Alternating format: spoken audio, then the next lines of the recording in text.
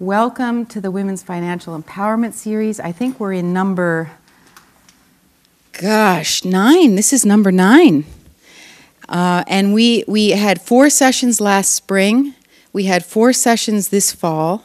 And here we go into 5 sessions for the winter and spring. So we're very excited to be continuing. And again, to be continuing in the inspiration that you keep on giving us to continue. I just had this beautiful conversation with this lovely woman, Marion, when she walked in, and she said she'd been here last spring, and she had gotten information that was very useful, and that she had put into practice with her husband, and is making a difference in her finances now. And so that's just so fulfilling, right? It's just so brilliant. And she said the information was practical and simple, and that even your financial advisor had said, well, wow, where are you getting this information from? And this is really good, right? So this is the theme of the series, is that you have this information, that each of us have this information, so that we are the captain on the ship. So you might want to use financial advisors, you might want to use all kinds of resources, but you're the one discerning how and what is wisest for you. And again, in the interest of all of us having really solid, healthy finances, so that we're not living in a month-to-month scramble, so that we're not, in that kind of stressful living when our finances aren't working for us, the kind of stressors that happen, or the kind of troubles that can really show up at because there isn't a solid foundation to support life emerging as it does. So with that in mind, the series has been both a balance of very practical information, and we're going to go back to that today, and Declan is going to do it for us incredibly. Yes, you're welcome. And as well as also the broad picture, right? We spent in the fall talking about actually to have money. One of the things is to make more money and to be confident about the way that we're making money as women. So who are we as entrepreneurs? Who are we in business? How do we be powerful around negotiating money? That's going to be some of what we're going to be tapping into throughout these next 4 sessions, which is systems change, women's influence in system change and money, power of negotiation, money and self-worth, as well as this practical information. So again, as always, you'll get emails that will update you with the upcoming sessions. And we have a couple of very nifty, groovy innovations happening. And one of those things is that right now, I believe 20 or some odd people are live streaming. So there's been an interest in this series around the country. AIER has gotten a number of interests. Hey, how can we get this started in our area? This is so fantastic. What can we do? And so the first step that we're experimenting with is a live stream for this. So welcome all in cyberspace. So that's one innovation. The other innovation is that we're looking at playing with a little smaller module, maybe a 4 sessions or 6 sessions weekly, that would be a very hands-on, practical application around money management. So to really, in 2 hours we get a broad sense, but then what does it mean to go deep into laying the foundation, to have that as a support? It's nice to come here and get ideas, but then what does it take to support, to actually put that into play, right? So these are some of the ways that we're looking to, again, always grow and expand, so that we're attending to the needs that you all are expressing and the needs that we see there. Additionally, okay, let me just make sure I'm gathering all my thoughts. So what we always do, for those of you who are newcomers, this is a feedback form. And this is really helpful to us. So our request is that in exchange for coming here, that you just fill this out for us. And it lets us know how we're doing. It guides us for the future. It lets us know what was unclear, what is clear, and some different random questions that you can let us know, again, for development. Okay, and the other thing that we want to keep our eyes peeled on is, just like Marion said, she actually put something into practice in her life that's making a difference financially and is really empowering her. So we're going to want to start to play around with tracking that. Tracking how you're taking information here and having it actually apply and show up in your own lives. And that tracking helps us, and it also helps you. It leaves something to land for, like, wow, I really did make this difference. This really is showing up. And so that will be something else that we're going to be playing around with. Okay, so that's all the future. I want to just once again thank AIER for their incredible collaboration and sponsorship of this program, for them seeing the idea, understanding the value, and really kind of making this possible right now for us, both with space and in all kinds of ways, including with our incredible speaker this evening, Declan Sheehy, who will be, Declan has been my primary collaborator in facilitating and creating the series. He saw it from the minute I mentioned women's financial empowerment. He said yes. He just understood it. Light bulbs went off. And he also, what's really brilliant, and what you'll see today, is he goes to colleges and speaks with young people, right? So the translation is taking very complex ideas. You can talk about finances and have no idea what somebody's talking about, right? It just, whew, right over. What did you just say? And the idea of having somebody who's gifted at translating it into very practical, simple ways that we can understand to actually be, you know, for the information to be at service in our lives. So Declan's going to do that for us with no expectation, Declan. And again, the idea is, as the motto for AIER is, economics for everyone, right? So we want to have money really work for us, not us have to work for money, right? And feel driven and slave-driven by money and have it kind of determining our experience of life, and it determining joy and kind of that sense that you have that it's this taskmaster. Instead, when we're empowered and strong and understand how to use it as a tool, it's a tool, right? Then we can use it as the tool to empower our lives, that we can have the time to express our potential, it's time to spend with family, time to feel secure about aging, all those kinds of things. So in that spirit, Declan Sheehy.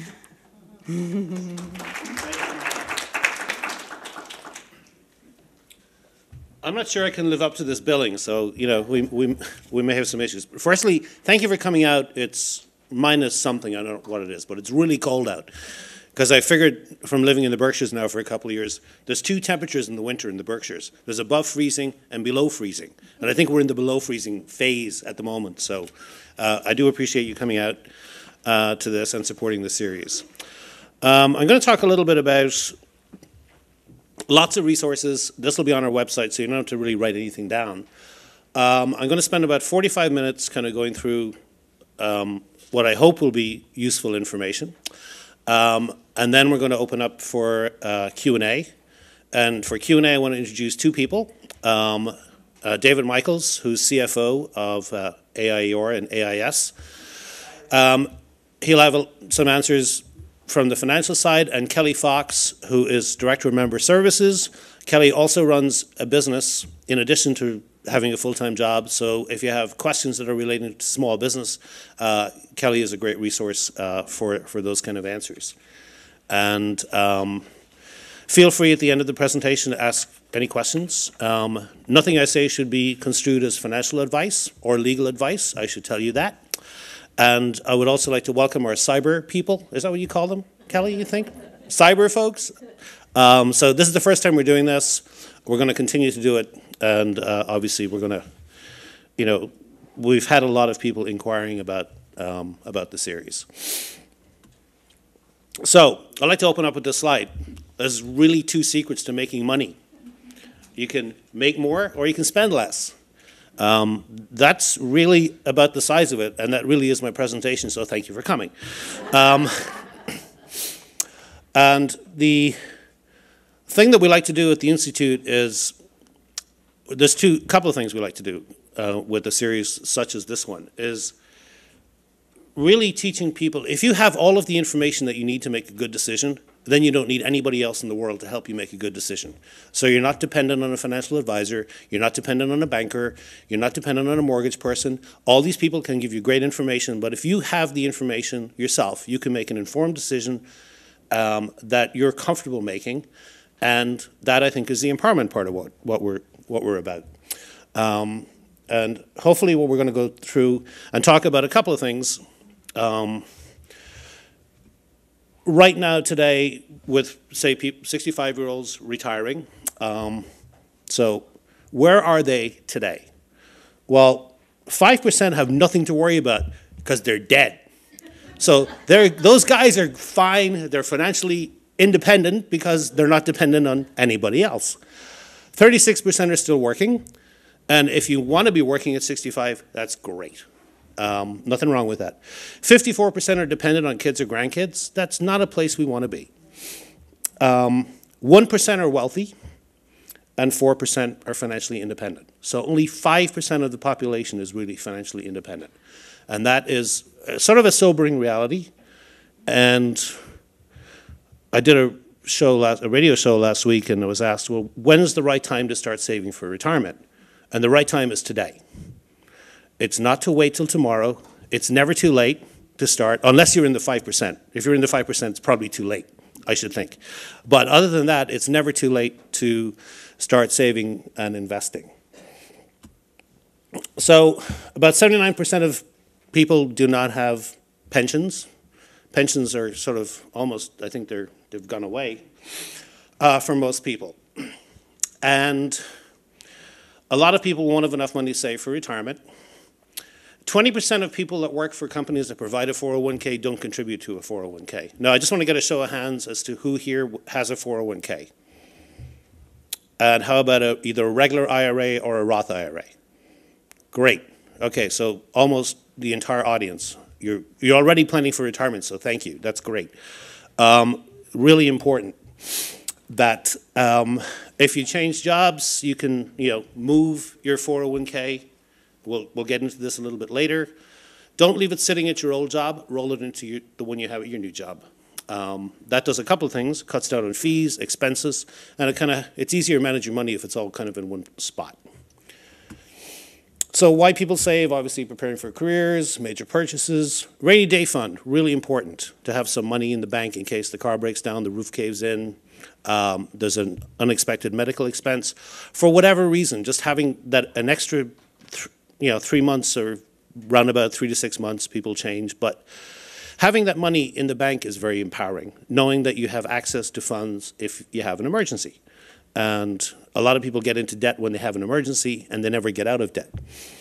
And obviously, you want to develop a plan, and you want to start saving. And we're going to focus mostly saving for retirement. And if saving for retirement doesn't sort of have that great picture, because I know it kind of, saving for retirement is like, oh, God, I have to save for retirement. But if you imagine it as something like, a condo in Sarasota, that actually would make me excited, especially when I look at the window right now and it's 12 degrees, because I know it's not 12 degrees in Sarasota. I know it's cool in Florida right now, but it's cool in the 50s. I can handle cool in the 50s. So whatever your dream is, that's what you should save for. And if you picture that in your mind as sort of like, whatever it is, whether it's an iPad or a sports car. My wife won't let me buy a sports car, so I have to pretend my retirement is a sports car. But whatever that is for you, that's what you should think of it as, because that will really encourage you to save. Obviously, you've heard some of these terms first. You pay yourself first. So when you get your paycheck, think of yourself first. You have all these bills in the bill pile, because there's always bills. And if you put a bill in there for yourself, and say, I'm going to pay myself today, I'm going to pay myself $50 or $10, whatever the amount is, it doesn't really matter. Put yourself first. So put $10 in there for you, because you're going to pay the electric company, probably. You're going to pay the oil company, probably. You're going to pay the phone company and all these other people. So pay yourself first. And once you set that precedent, I think you'll start really, it's a good precedent, because you're the most important person in your life. We all take, it's tough to save money because you got to think about it. You got to think about where you're going to put it. And I just pulled together, this was kind of surprising to me that when I looked at saving rates across different countries, that Ireland actually had such a high rate of savings. And I think that's in response to the financial crash that they had. Because when America has a financial crash, Ireland has a financial crash the day after. That's just how it is. So I think a lot of Irish people woke up to the fact that we were living in a bubble. and they up their savings. And you can tell that most European countries are pretty good with saving money. So when they have really large shocks, they can cushion themselves sometimes a little bit better than we can here. And our savings rate, I think, was around 4.6%. That was a couple of months ago when I checked on it. So again, if we're aiming for a good number, everybody's number is different, but I would say 10 to 20%. Save as much as you can, because it's just smart. So it's really a habit. You know, every dollar you make is you've worked for your money. It's your money. You know, as you spend it and or invest it, we want to do both of those things wisely. We'll talk a little bit about different kinds of IRAs in a minute. I like to remind people that investing is not gambling. I've met a lot of people in my life who've, you know, when I talk to them, I'll ask a couple, or I've asked couples, like, well, how are your investments going? And the guy's like, oh my God, it's great. You know, we made like $20,000 last year. And I'll ask his spouse, well, how did you really do? Well, he just day trades and plays the market, and he's losing our retirement. So that's not your retirement money. That's your play money. And slow and steady is sort of the way to go. So I think of the IRA as a wrapper, and the investment is inside the wrapper. So looking at different kinds of IRAs, we're all familiar with sort of maybe the basic IRA. It's tax deferred. So you put the money in tax-free, and then you take it out and you pay tax on it. This is a great vehicle. The Congress actually did something this year. I don't know if you guys were, I've just realized this, that they actually did something positive for us when I did this presentation. They raised the IRA contribution by $500. It's the first time it's been raised in quite a few years. So, and if you're over 50, you can invest $6,500 tax deferred. You must take withdrawals at 70 and a half. And you've got, you know, the early withdrawal penalties that you can see there. So just like the IRA, there's the Roth IRA. Great vehicle. You put money in tax paid. So if you think that taxes are going to go up in the future, how many people think taxes might go up in the future? Okay, that wasn't a trick question. So if you think taxes might go up in the future, this is a great vehicle to use. It's got less restrictions to it. And you can put in the same amounts, but you can take out money tax-free for education or for a first home. And you can also take some of your principal out at any time without penalty. And when you get to be 70 and a half, you don't have to take the money if you don't need it. This gives you a little bit more flexibility into how you might, you know, want to spend it or leave it to your kids or grandkids or whatever. And then there's a couple of programs for small businesses. I'm not going to spend too much time on these, but there's yes, go ahead. I'm going to go through the presentation and then take questions at the end. So I think it'll be kind of, so if you have a question that comes into your mind, just pop it down on a piece of paper. We'll have a couple of people going with our Q&A people are also our experts. So they're multitasking tonight. So the SEP IRA, if you have a business or a small business and you own your small business, you can save up to $51,000 a year tax deferred, which is pretty nice. Now, unfortunately, you have to make that money by earning it. So you can't have a business that makes a profit of $19,000 and invest $51,000, because the government, they're pretty silly about some things, but they're really smart when it comes to money, especially your money or my money. As to collecting it. They're not smart about spending it. I just want to make that clear. But there are certain percentages, and it's a good vehicle if you have a small business. The simple IRA is the same. It's an employer-sponsored plan. I think the limits were $12,000 and $14,000 if you're over 50. These are pretty easy-ish to administer. Not a lot of paperwork. So if you run your own small business and you're looking for a retirement vehicle, these are some programs to look at. May be right for you, may not be, but at least you're aware that they are there.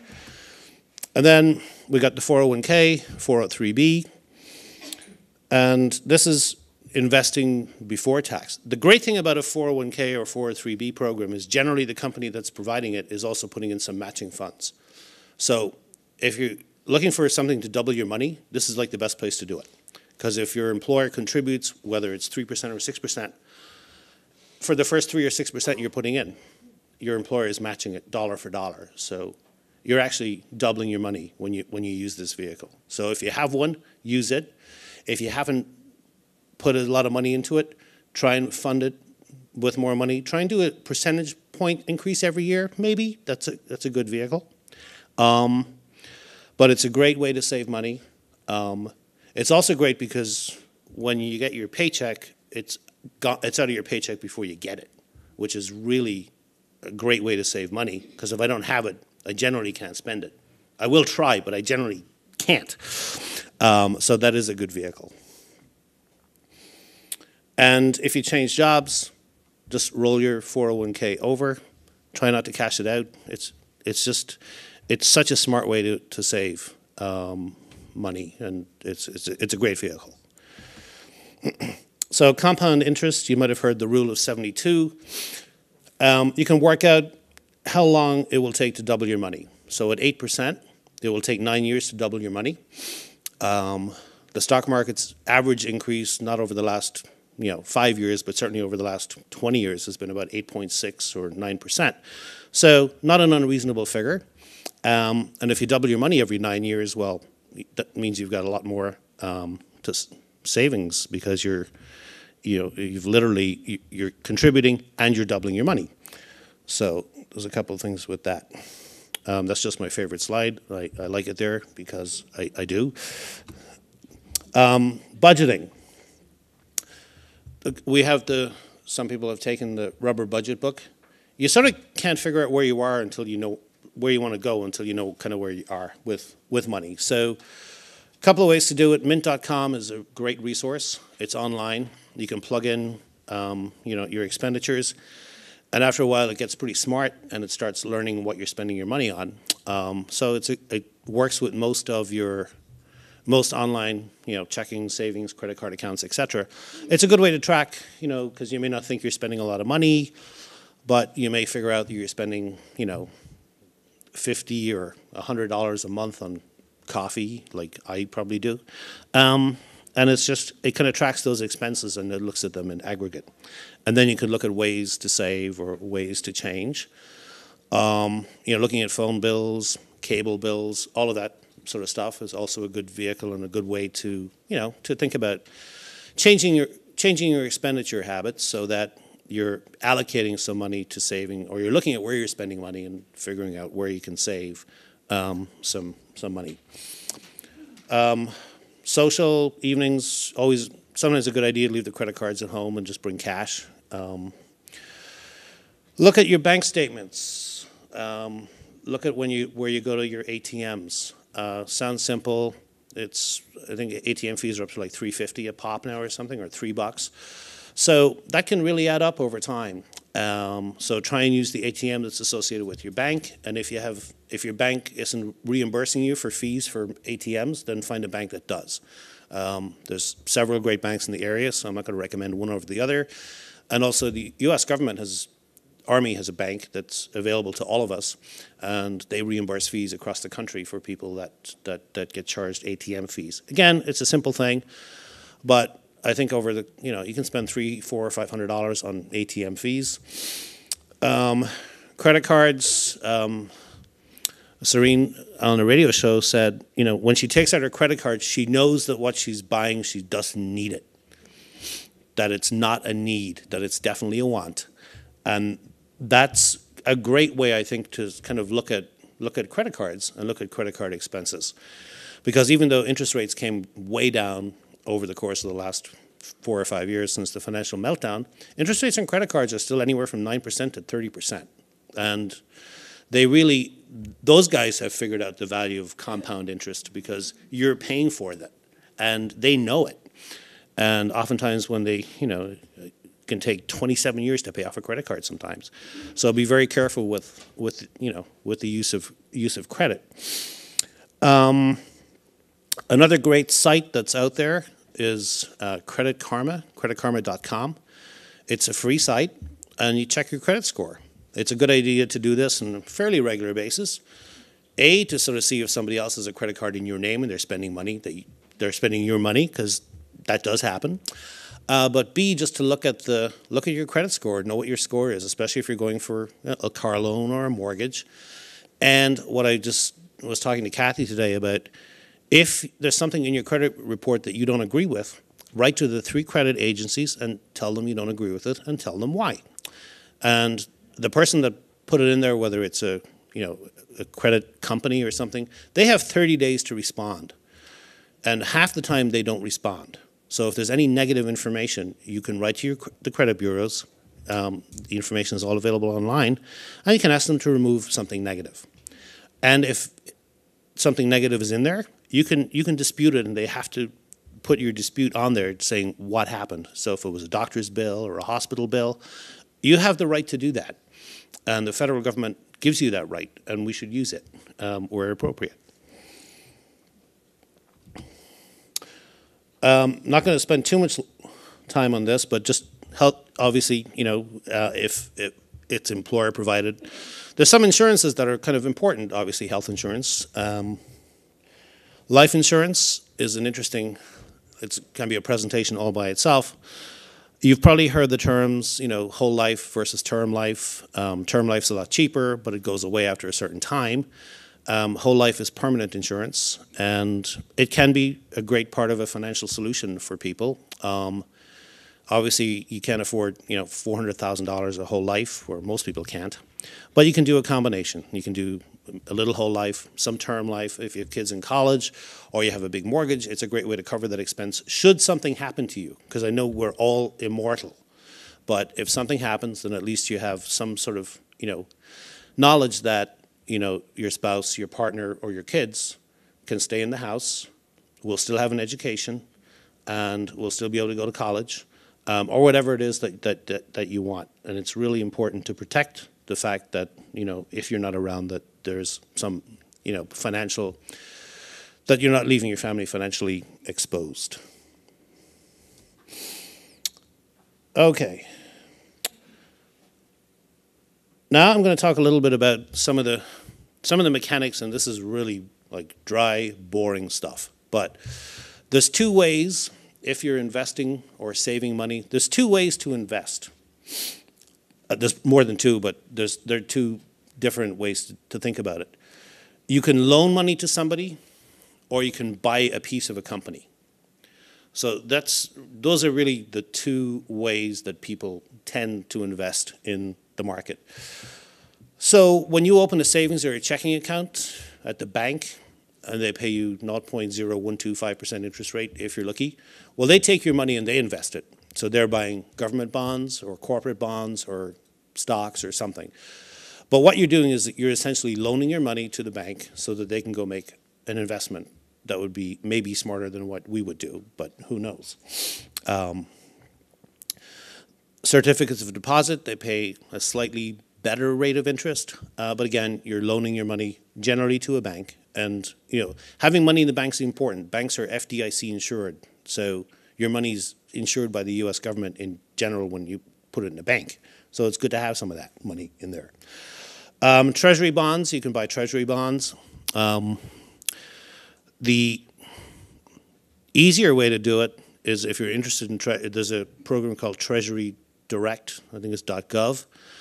You can do it online, you can register, and you don't need a stockbroker, you don't need a financial advisor. Not saying that you mightn't want to have one, but you can buy treasuries online from the government.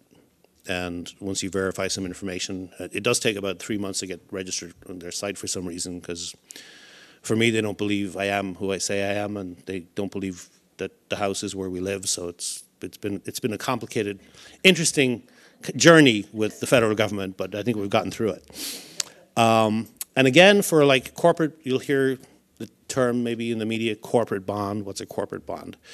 Companies like, Coca-Cola, Microsoft, Procter & Gamble, they also borrow money and spend money, and you can loan them your money. And generally, as you go through this process, you'll see, and there is a reason why the speedometer keeps moving, and I will explain that as you go a little bit faster in your car, you are taking on a little more risk. If you buy a treasury bond, well, pretty much, we're pretty confident that the U.S. Treasury will generally pay its bills. If you invest in a corporation, lots of great corporations out there, but it's not guaranteed by anything, so you are taking on a little bit more risk. And then as we go up the speed curve, if you like, there's all sorts of different stocks you can buy in big companies, smaller companies, emerging markets. Or you can, invest in mutual funds or index funds that are sort of based on what these companies have to offer. And also in the category of owning are commodities. And you might have heard this term, but there's corn, there's copper, silver, wheat, any number of different commodities. They're all traded on an exchange. And gold.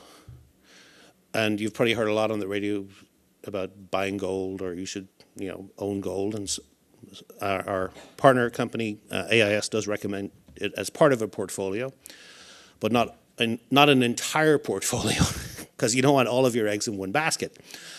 And gold is a little different from copper in the sense that gold has a value as a medium of exchange, whereas copper and silver are generally used in industry. So the price of copper may go up or down depending on what the market's doing, or what economies around the world are doing. And gold is a little different from other commodities in that sense, just because it does have an exchange component that's important. So, how do you own this stuff, or how do you buy it? A couple of interesting things that we're going to get to.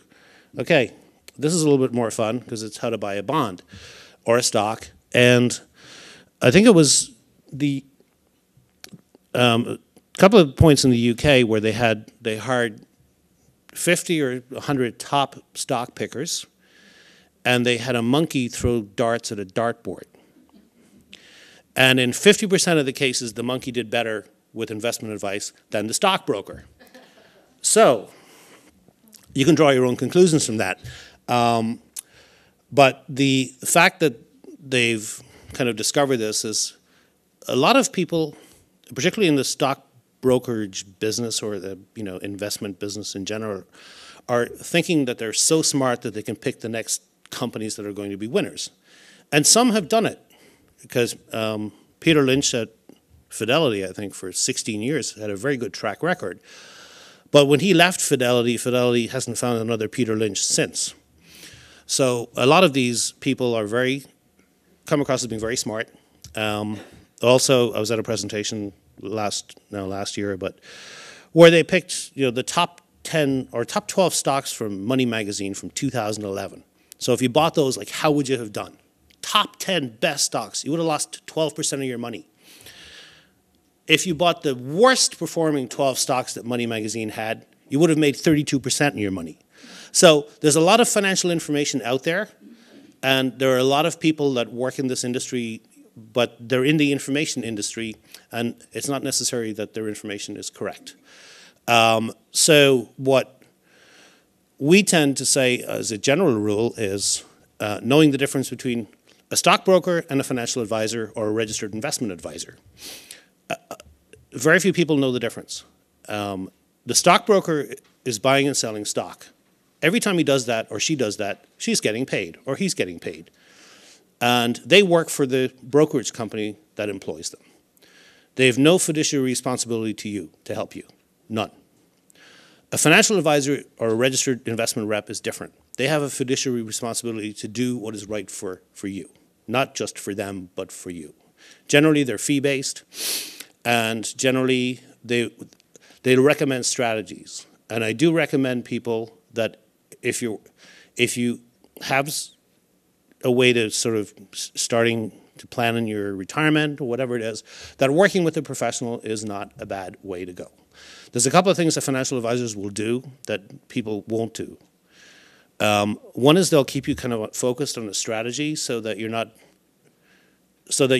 you're diversifying your portfolio correctly. because oftentimes we think we know best. And I will tell two stories, because I bought a lot of stock in a bank called Allied Irish Bank that I thought was just going to grow crazy. I thought it was going to retire, it was going to be fabulous. And I bought it at 10 euros. It went up to 28 euros. Now it's worth 5 cents.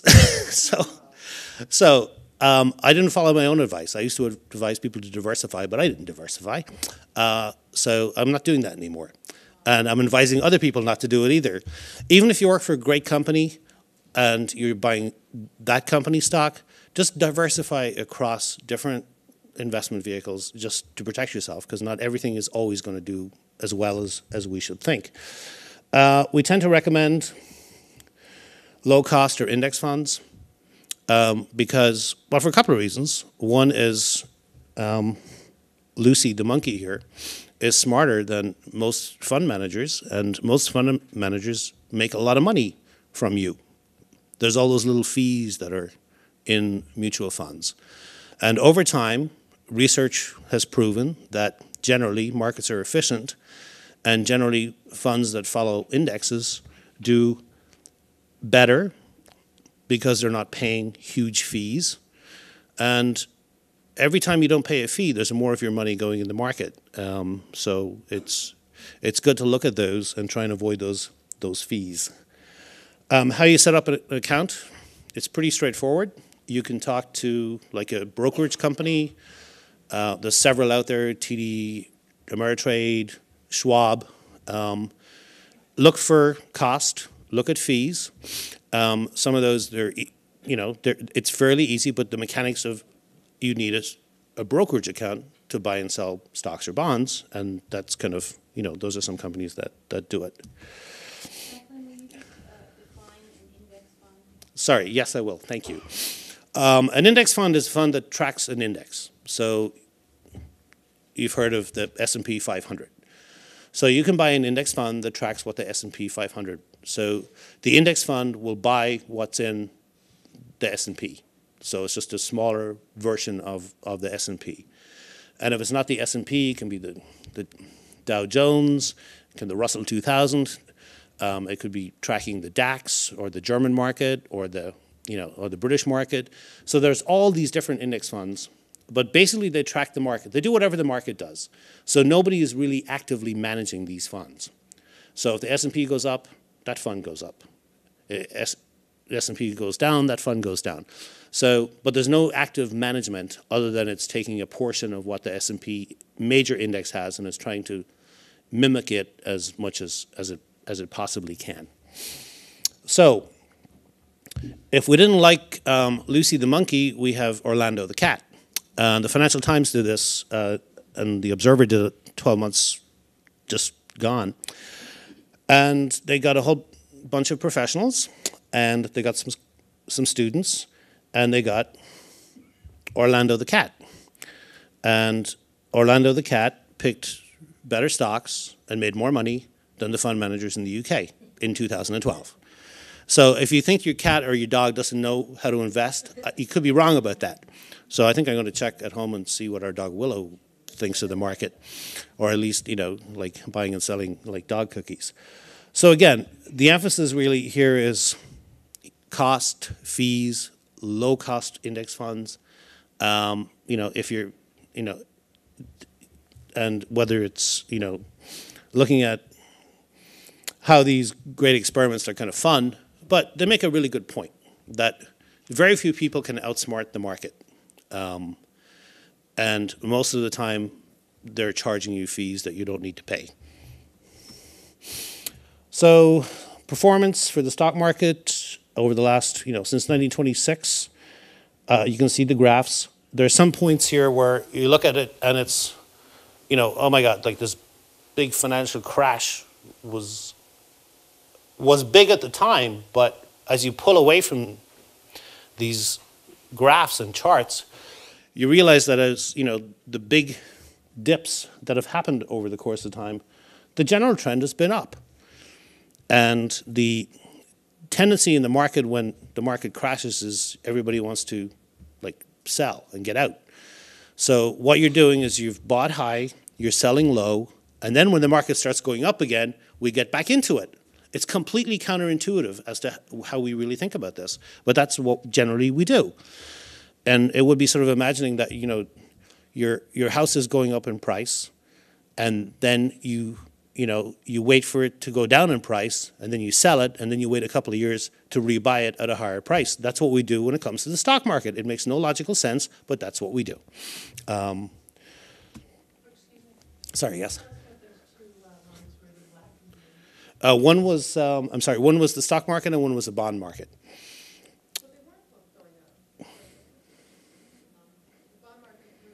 Yeah, it did go down.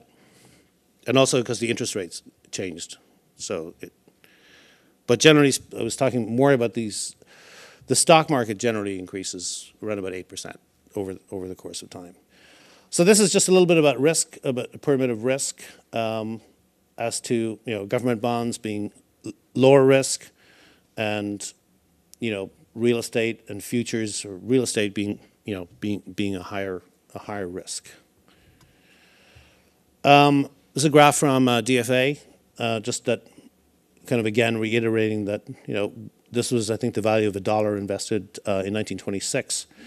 And it shows the different returns, that small caps, large caps, long-term government bonds, treasury bills, and it shows a consistent, and shows an inflation-adjusted dollar amount also. I've talked a little bit about, okay, so we diversify. So in 2001,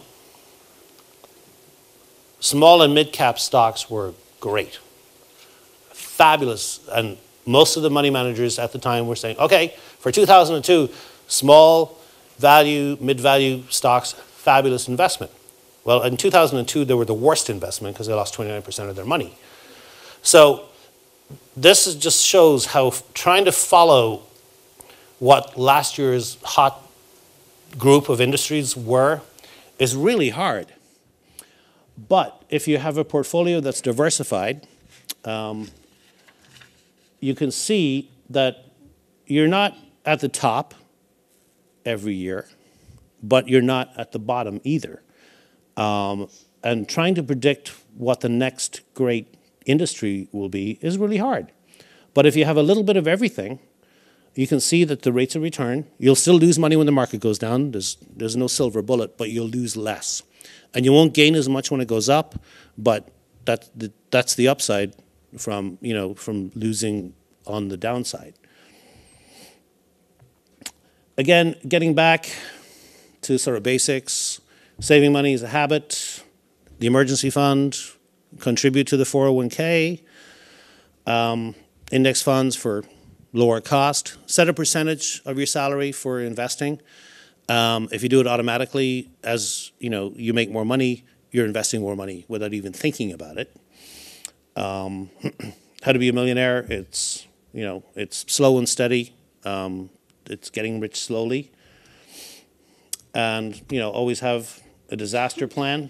Could you go back to the one before? If I can figure out this keyboard, I will. No, the one before that. Right? Okay. Okay, sure. Sorry.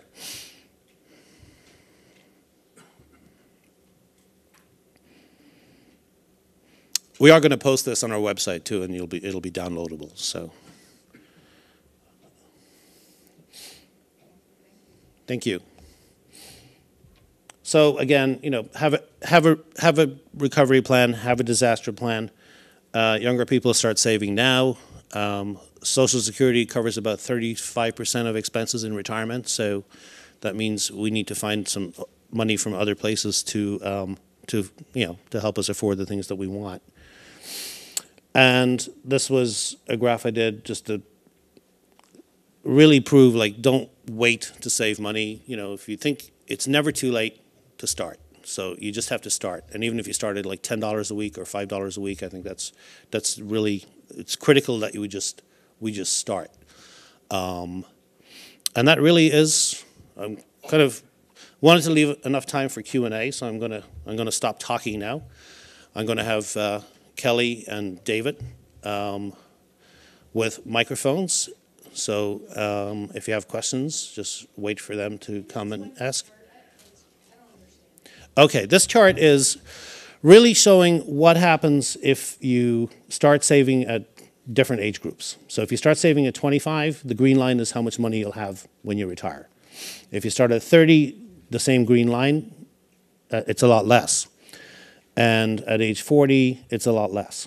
So it's really just, obviously the earlier you start, the more money you have in retirement.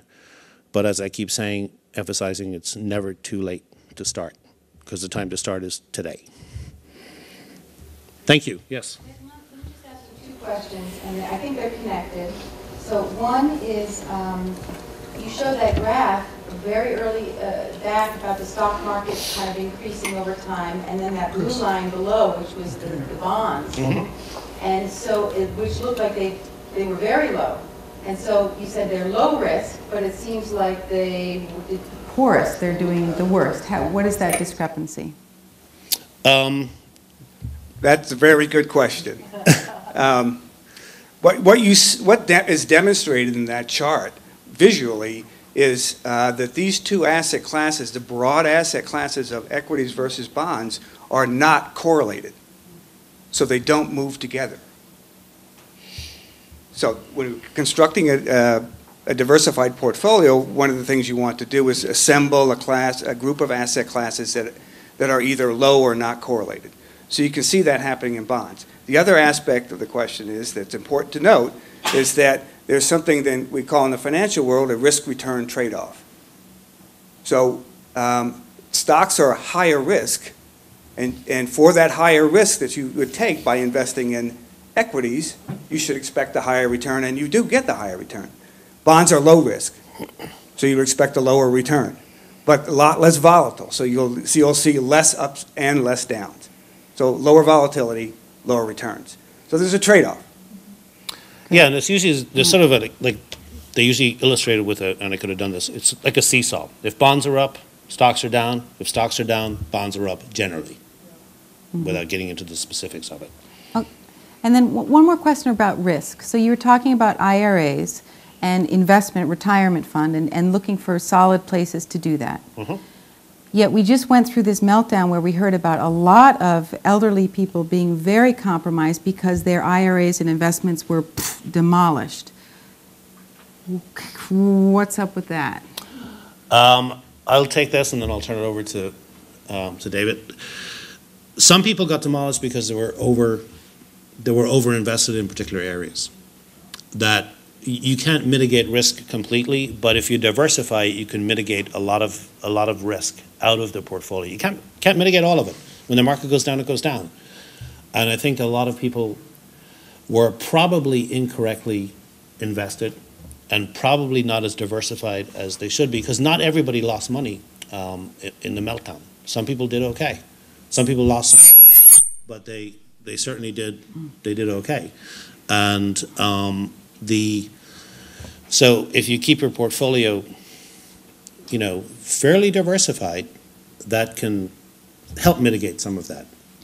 Talk about that concept of the diversified portfolio, assembling a portfolio of assets that are uncorrelated, so they move in different directions. So the volatility of the overall portfolio is lower by assembling these kinds of assets. So that's an important strategy for managing that kind of risk. We hear about people who lost money in their 401k and their investment savings were wiped out. There's an important concept here. My dad, who passed away recently, used to call me every day during this crisis and say, I lost $10,000 today. I lost $5,000 today. And I said, oh, Dad, did you sell some stocks? He said, no, my portfolio went down. He didn't really lose that money. It was worth less. So in a sense, he had lost some money. But in reality, his portfolio, if he held it through the cycle, he rebalanced it. So by rebalancing your portfolio, you're buying and selling stocks through the cycle, shifting between asset classes. We really haven't talked about how to build a diversified portfolio, but the concept is if you're buying, holding, you diversified, you hold it through the cycle, you'll make money.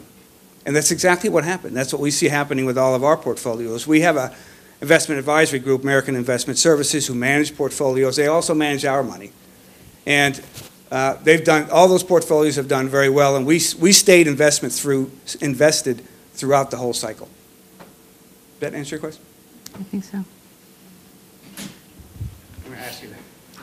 Hi. I had a question about the withdrawal that you have to make at 70 and a half. What is the percentage? How is that computed? I guess I'll take that question. You want me to stand up? Charles is going to answer that question. He's from American Investment Services. Oh, basically, is this thing on? Everybody hear me? Basically, it's different for everybody, and it's a division factor based on your age. So when you're 70, you're pulling out less than when you're 92. And it's just, there's a table. There's many different tables depending on if you're single, if you're married, if your spouse is 10 years younger than you. So there's these different tables, and they've basically figured out these divisor factors. And basically what you do is you take your year-end balance, like now, 12/31/2012, whatever your balance was, and say you're 76, and your divisor is 27.2, you would just divide that, and it tells you how much you got to take out. So it really just depends on how old you are and what your status is. And how is that divisor determined? I couldn't go into how it's determined, I'm sorry. It's the same for everyone. But it's the same for everyone depending, well, it's different. I mean, if you're single and you're 72 and someone else is single and they're 72, yeah, it's just based on what balance is at the end of the year divided by that number. Now, can you take that, since Roth IRAs have no... They don't require any no withdrawals, requirement. correct? Can you take that out and then put it into a Roth IRA? You cannot. Once you take it out of a tax-deferred account, you have to put it in a taxable account, yeah. And once they want their money, they want to tax you on it after you've been able to defer it. And you can't continue contributing to a Roth IRA? You can continue contributing to a Roth IRA. But you would just have to put the money in a taxable account Correct. first, and then... Correct. Does that answer your So question? another way to think about that required minimum distribution is it's really based on your age, so it's based on actuarial tables. So it's based on your life expectancy. So the shorter your life expectancy, the more you have to take out. And it's based on, hopefully by the time you're 100, they want all your money out. Where do you find those tables? You can find those tables on the IRS website, irs.gov. Your There's- broker can usually help you with that too? Yeah, your advisor, your broker, Your whoever. investment your- advisor? Your accountant. irs.gov is the best place to go. That's the best tables. Right back there. So next over here. So you mentioned a cycle. You said hold your money in a cycle. How do you know what the cycle is? I can kick that off, and Charles can help me out. We talk about business cycles, and that's a big thing with this organization. We have 80 years of history of tracking the business cycle. So as you watch the business cycle, it doesn't go in a straight line up or down. It goes in a pattern, up and down. So what you'll find is that there's a correlation between the value of stocks and that business cycle. And if you can hold your money through the business cycle, so through the up, through the trough, and back to the up again, your probability of losing money is greatly reduced. Also, it's very important to diversify because things that go down during that down cycle, if you've got asset classes that are negatively correlated, they will go up. A great example is one that AIS recommends, that we recommend, has been based on our 80 years of history, is that gold. Gold is one of the few asset classes that's actually negatively correlated with other asset classes, especially in a crisis. So what we saw in this cycle was when the market went down, gold went up. So people, it's like a fear index. They were afraid, so they ran into gold. Help me out. I think what you want to stress is not worry about the business cycle, how long the business cycle is, but how you're diversified. Diversification has so many different meanings across so many different platforms, and it depends on who you're speaking to. So you've got to be very careful of what diversified means. We go on the broad diversification where we've identified 8 asset classes that are not highly correlated with each other. And based on that, we're buying percentages and recommending you hold a certain percentage up to a certain amount for each asset class. Okay, some people call diversification being spread among a bunch of companies. Well, mostly people, what I'm finding, and as I'm reviewing people's portfolios, is they're holding a lot of large company stocks, basically, and maybe a lot of bonds or something else, and they think they're diversified. So you really got to know what diversification means before you start looking at your portfolio, and if you're going to be asking your advisor, your stockbroker, how am I diversified, and what does this mean? And if you don't understand, AIER, AIS has a lot of literature on that, or you can call us. So you want to know that first.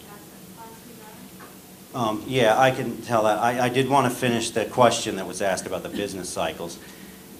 Try not to focus so much on the business cycles as how you're diversified and how you're rebalancing that account, okay, and how much you're exposed to each asset class. Because over time, you can get overexposed to each asset class very easily. If you have large value stocks, as Declan was pointing out, you might have 10% today, but in 2 years you might have 30% if you're reinvesting dividends and not watching that. And a lot of brokers don't tend to watch that by percentage. They just tend to buy and sell when the client calls. So you got to be really careful as to how much you have in each of those asset classes as well. Yeah, you're talking, when people think about business cycles, you're thinking in terms of 5 to 10 years. So it's a long period of time. Charles is absolutely right. We try not to focus on that. We try to focus on building that asset allocation that meets your risk profile. For example, some people think that if they buy the S&P 500 index, it's 500 stocks. They say, well, I'm diversified. I'm investing in 500 stocks. But at times like just before the financial crisis, the S&P 500 is weighted by market value. So when you looked at the actual content, the 500 largest stocks, most of them were financial stocks. So you essentially were overexposed to the financial industry or banks. So you're not truly diversified, which I'll kick you in again to talk about diversification. Which is true. Any other questions on that? The asset classes, I think. The eight different asset classes. Basically, you have cash as an asset class. You have fixed income, basically bonds. Then you have the income equity, something that's going to be paying a regular dividend, regular interest, whereas real estate.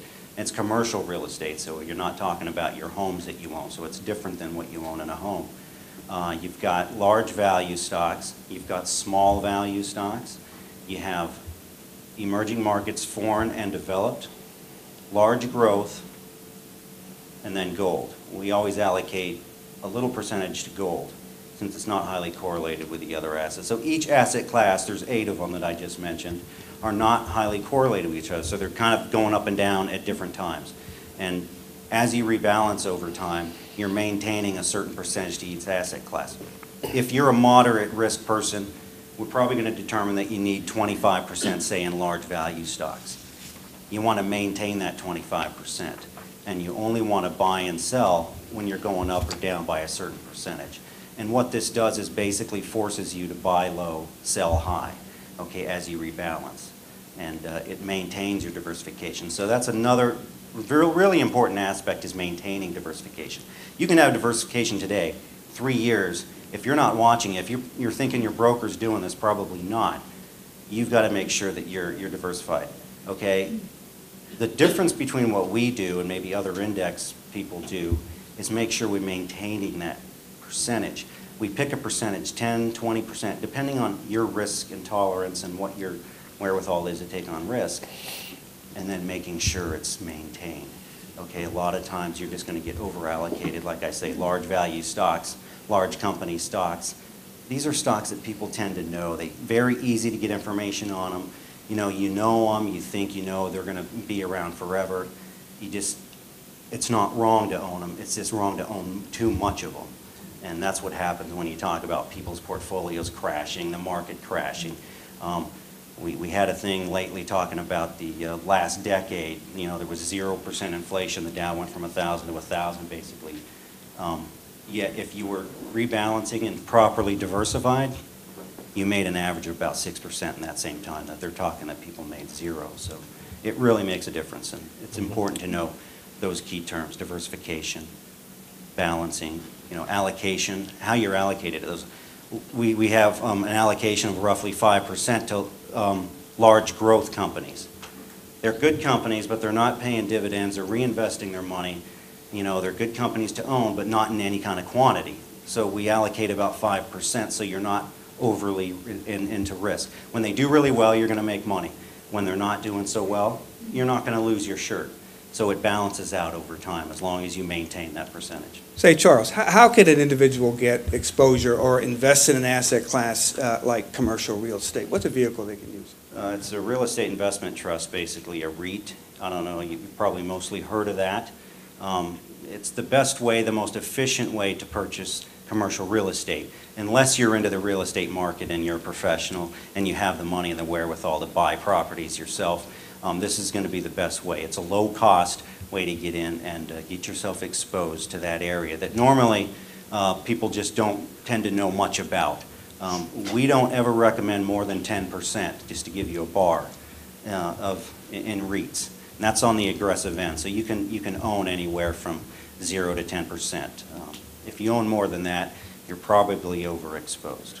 If you pick up the How to Invest Wisely book, it's available out here. It talks about diversification, these asset classes. It gives you the basic method, so we'll teach you how to do it yourself. But if you don't feel like you have the time or the discipline to do it, because it takes a lot of discipline to stay in there when the market's crashing and everybody's saying the world is going to end, you've got to stay invested. So that takes a lot of discipline. That's where registered investment advisors really can help out a lot, is to help you maintain the plan. Yeah, and in the tradition of AIER, we're more of helping educate investors. We're not here, making calls every day, looking for people to grow our business so big that, we're going to make tons of money. We're here to educate people, so we're giving broad, knowledge, we're giving broad advice and telling you how you can do it on your own if that's what you want to do. If it's more costly and you have the discipline to do it yourself, that's what we're here to do, and that's kind of how we help out, and it's in the tradition of AIER. Let me just jump in for a second and say, will you please distinguish for us the difference in what we would be doing with investments, as you're speaking of them, and with our retirement? Because I know if I put my IRA just in the bank, it's going to sit there and do nothing, but that there's a way to relate to the IRA, so it is an investment too. But you're talking about I'm interested if you're speaking that this is two separate things. Not really. I mean, you got your money for retirement. Right. And then you have your money that you need for your annual expenses. So you got to separate those two. Money that you're spending now, you're going to need over the next year, maybe 2 years to operate. Okay, you're going to have that money in cash somewhere. So you're going to need that. That's not an investment. That's your cash. That's what you need. You hear about emergency cash funds. You want to have, anywhere from 2 to 6 months, depending on who you are, what your outlook is. There's a lot of factors that come into play that can. So people have different emergency cash funds. So realize that that's not an investment. So if you got $20,000 in cash and you know that you're going to need that or use it, don't worry about that you're making 0%. Okay? Don't worry that someone else is making 20%. You don't need to jump into anything that's going to be risky and you possibly lose your money. Then you won't be able to use it. So now you got your retirement money.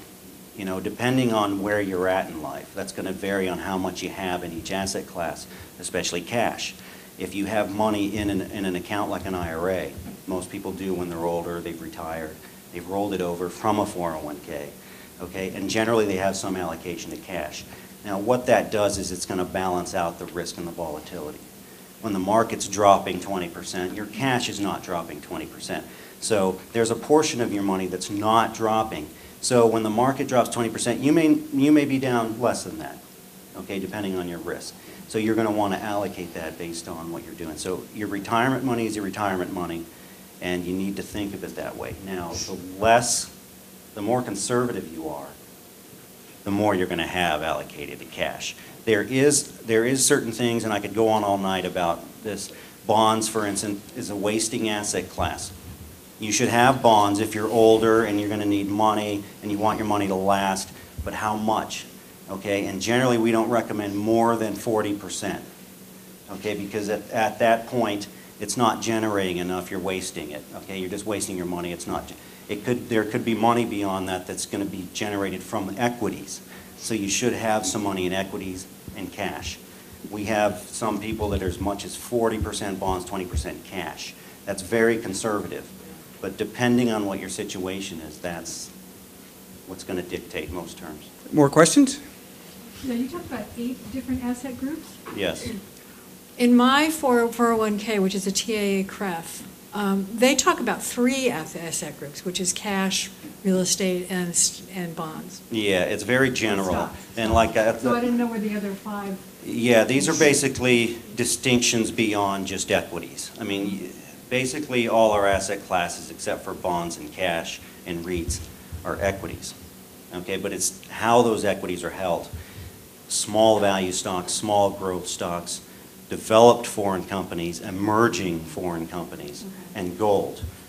These are more specific asset classes that you should hold. If you hold equities, that could mean a lot of things. You could hold all small cap stocks. You could hold all large cap stocks, which, like I say, most people hold large companies. It's just what they're out there selling. It's what easy. There's a lot of information on these companies. It's easier to push for a salesman.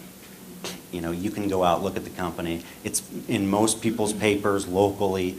A lot of people tend to like to see their stock. They can pull it up easily. It's all these little stocks that you don't know, these little companies that you'd never heard of that have the most potential return. And most people don't get exposure to those unless they're in these index funds that are buying these companies. So the simple diversification is equities, bonds, Right. cash. So they're all sitting in that. They're in there. Yeah. They're in that equity. But what we found through our work is that there are certain asset classes that perform better than the average. So you can change your exposure and have a little bit higher exposure to those asset classes that outperform the average.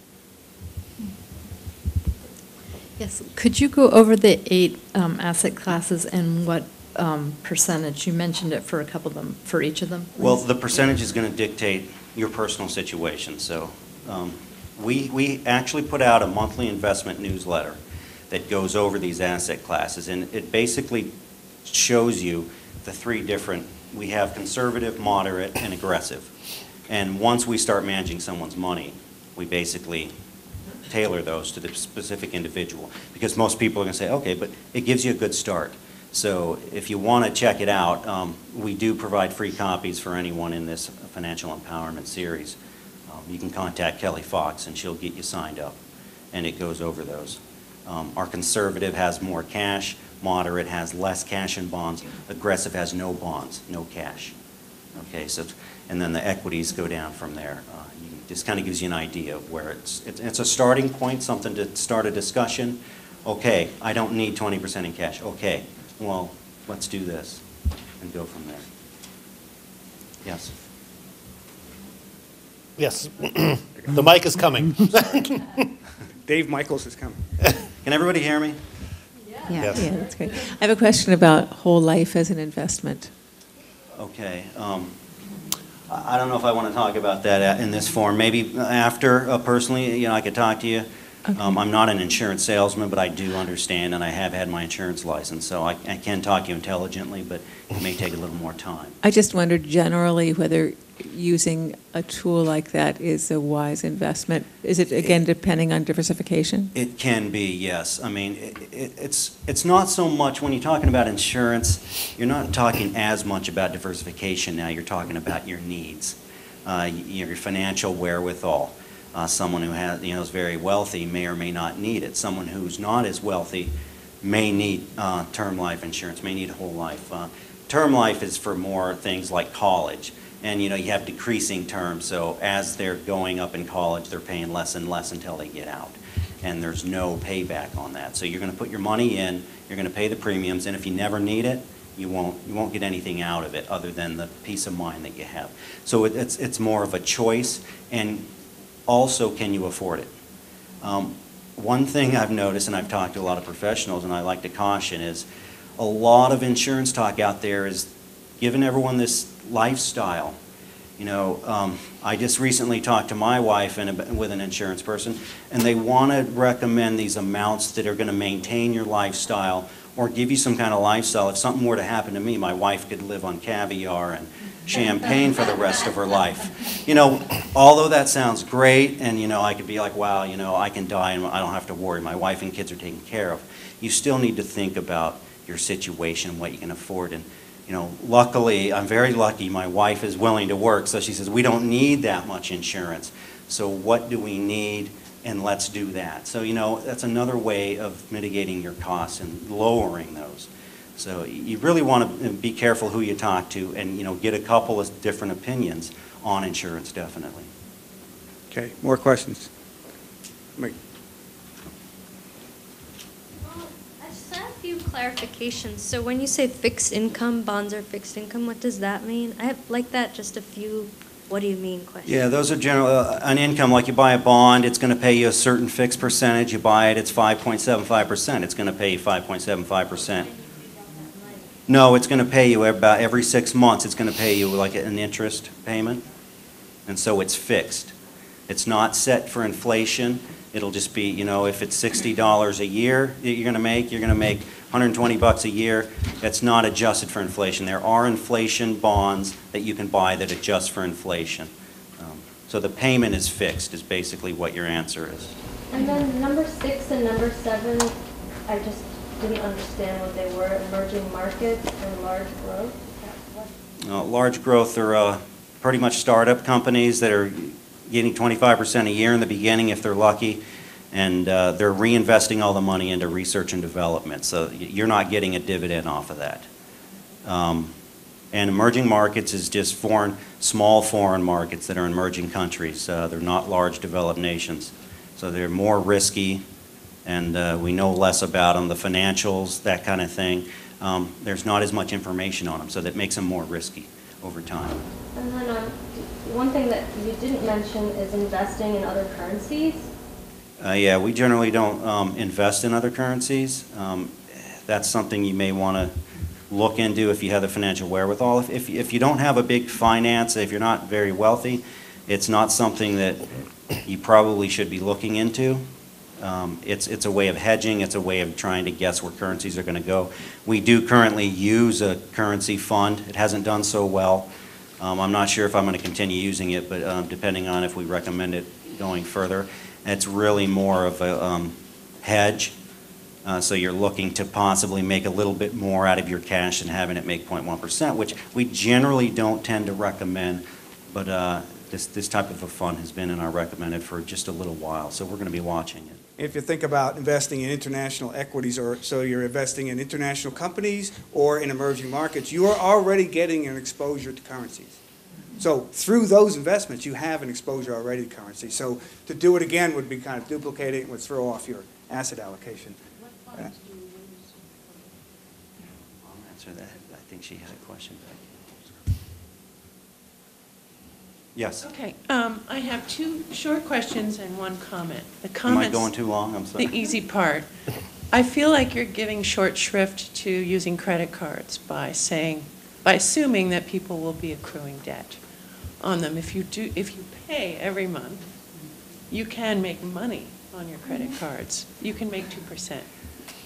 And I do. It all goes into rewards and airplane tickets, etc. But those are things I need, so I happen to be able to come out better at the other end. So I think that might be Yeah, I think that's a something good to point. consider. Yeah, that's a good point. Yeah. The only thing I would say is that, you know, everything comes with risk. So as long as you're willing and you're aware of that risk of ruining your own credit, depending on how you handle it. If you're very comfortable with yourself, obviously you're doing fine. But someone who is not very comfortable doing that, someone who is not going to take as much care, you know, and watch their statements and maybe miss payments, it can get very risky depending on how many credit cards you use. So just be wary about that. You have to be able to be on top of it. I agree. Yeah.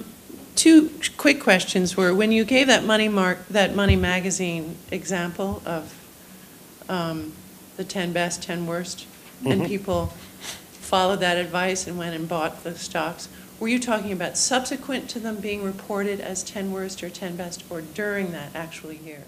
No, what the study had done was it had picked the 10 or 12 best stocks at the start of the year, and then they looked at them again at the end of the year and said, well, if you followed this advice in January, how did your portfolio do in December for both sets? Oh, That's what the research did. So for some reason that data was incorrect? Well, the point was that the prediction of the 12 best stocks for 2011, if you actually bought them, predicted stocks. Yeah, it was prediction. It was a prediction that Sorry, Money I didn't Magazine get came that. out with. Yeah. And if you they predicted that these stocks were going to perform in a certain way, and if you as an investor had bought them and read this report and believed it, and you actually acted upon the advice, you lost 12% of your money. And if for some reason you bought the worst stocks, you actually made more money. Sure, I understand. But my point was about really the value of the information that you read every day about predicting the performance of stocks is not that reliable, was my point. And is there any advantage to buying treasuries direct from the government over buying it through a brokerage account? When you buy them direct, you're not paying any fees to anybody. Yeah, the cost. So there is a cost advantage. But Thank you. Yeah, you just, as long as you're comfortable buying those and managing your own them, account, it can be a little bit difficult going through that, but yeah, the only difference really is the cost. But if you're willing to buy an index fund, it's a lot easier, it's more efficient. You're probably going to do better than buying them on your own. An index fund of treasuries? That's correct. So I have a question about, I had heard that the fall of the stock market in 2010 and 11 was due to some counting. They're called quints. They were people that knew how to like game the system. Essentially, they were like, they started out off as card counters. You're talking about quants? Quants, yeah, thanks. So, that's okay. Thank you. Quints, quants, tomatoes, tomatoes. So is that true, and is there a way to protect the system from them again? Well, I don't know about if there's a way to protect the system against that. It's more protecting yourself against that. By having a prudent strategy, a good allocation that you know what the plan is. Most brokers out there that you're going to come across don't really have a plan. They don't have a plan to buy a certain company for 10% and maintain that 10%.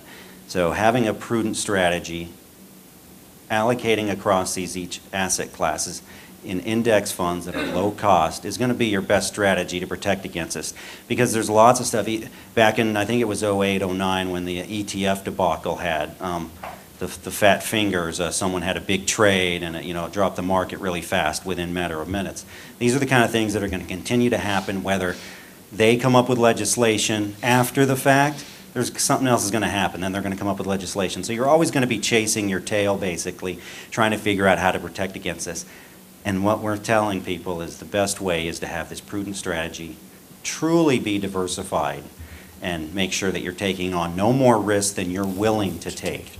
And that's going to be your best strategy.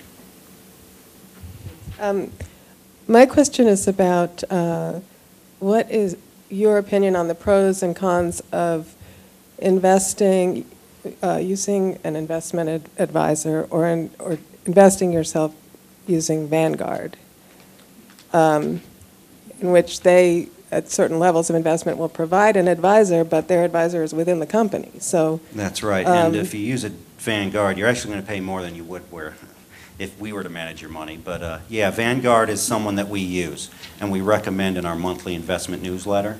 So Vanguard is a very good place to go if you're looking for investments, index funds.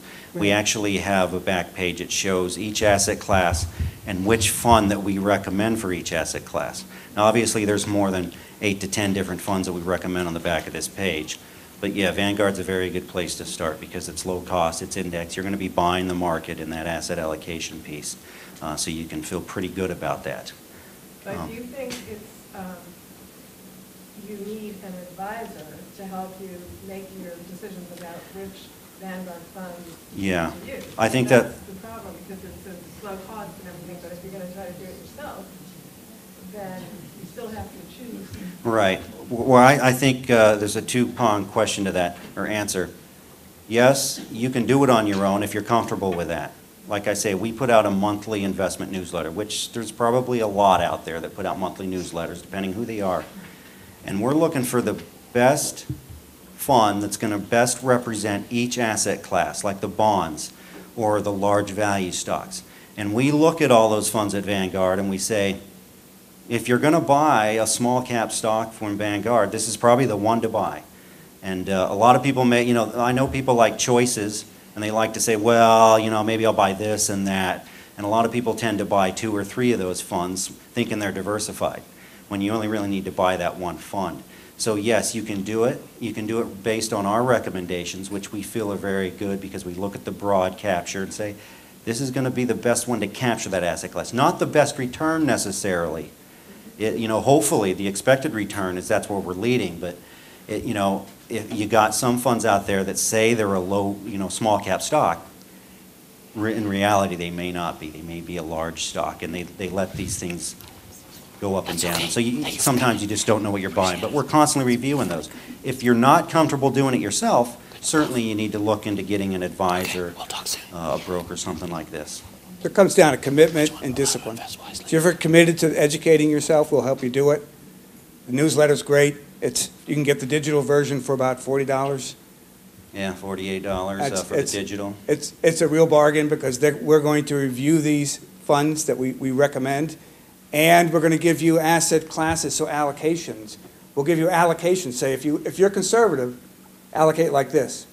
If you're moderate or aggressive, so we'll tell you how to allocate, how to fill those buckets in this newsletter. So it's $40, $50 a month. It's a real bargain. Like I say, just to repeat myself, as part of this financial empowerment, it's free to you if you want digitally. We send it to you every month via email.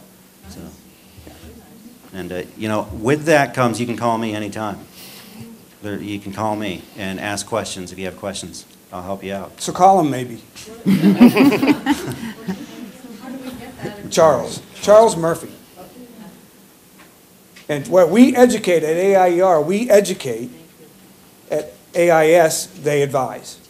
So we can't advise, they can. And trust me, I've told plenty of people that have a certain amount of money. Usually the minimum here is $100,000. We've got a new service that starts lower than that if you don't have $100,000. But I'm not afraid to tell you, here's an allocation. This is what I recommend. You might want to do it on your own versus hiring us. If you think you can maintain that allocation that I recommend. So we're not above telling someone, yes, here you go. Can I do it on my own? Yes, you can. If you're not comfortable doing it on your own, then that's your decision. But you can obviously save on fees if you were to hire us versus do it yourself. So it's all that level of comfort. But I'm not here to say, here's the recommendation, and then trap you and say, well, we could do that. Some people may do that. They give you these funds, this allocation, and then they ultimately want you to become. So there's no obligation for someone. Do you do a free consultation? Yes, we do. But Charles, let me just clarify, because this came up a bunch of sessions ago, and you mentioned $100,000 to invest, and that sometimes that number goes lower. So there's some of us here who might be starting at $50 a month, or maybe have $3,000 to do something with a year. And so I think in that case, there's a couple of different options that it makes that available. So we don't box ourselves into thinking, oh, I have to wait until I have a big chunk of money. It's like that, as Declan was saying, there's a way to start right now, and that there's a USAA fund, and there's Vanguard will take a minimum of $3,000 or something like that. Usually $1,000 minimum. Okay. Is where you're targeting. Each fund that you can put, once you build up to 1,000. But like I said, make sure you have that cash emergency fund first before you start investing. If you don't have any money invested already, if you already have your cash fund and you're investing, then you want to go forward and make sure you're doing it prudently. So the first place to start would be saving, so you have that nest egg, that emergency fund, before you even think about these next steps of investment. If you lose your job, if things get tough. And you can't be looking at these things every day. You can't invest. I've been telling people lately, if you got to make a decision. You're either in the market or you're out of the market. Once you're in the market, there's risk in anything. Just like treasuries, bonds, cash, there's risk of underperforming. You keep your money in cash, you're losing money over time. It's becoming worth less. So you're either losing or you're taking risk on. So just be aware of that and be prepared. Okay, lots. Yeah, gold. Oh, I'm sorry. Yeah. That's what I'm about to address. If you'd like to receive the investment guide, email me. I'm Kelly, KELLY.FOX@AIER.org. There are also some paper. There are some paper samples as well on the desk on your way out, but it's Kelly, KELLY.FOX, FOX@AIER.org. Okay? Happy to send it to you. Thank you. Yeah, and just to kind of follow up with Charles's point, if you are starting and you're starting, not everybody has $1,000 in their pocket to invest or $10,000 or whatever, but starting with a retirement program, USAA, which is the U.S. government, has a program. The minimum monthly investment is $50 a month. So there are there are great places to start saving and to get into the habit. And then as your assets grow, you can grow that asset. Just like anywhere, we use 3 custodians, like you'd mentioned, Fidelity, Charles Schwab, and TD Ameritrade. You can open up an account at any one of those firms, a brokerage account, and have $0 in it. It's not going to cost you anything.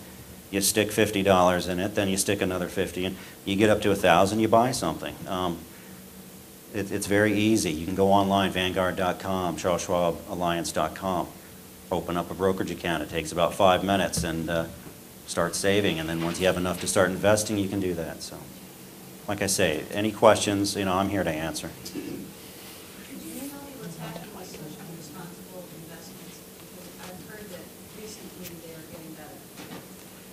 Yeah, sure. Socially responsible funds are a different animal.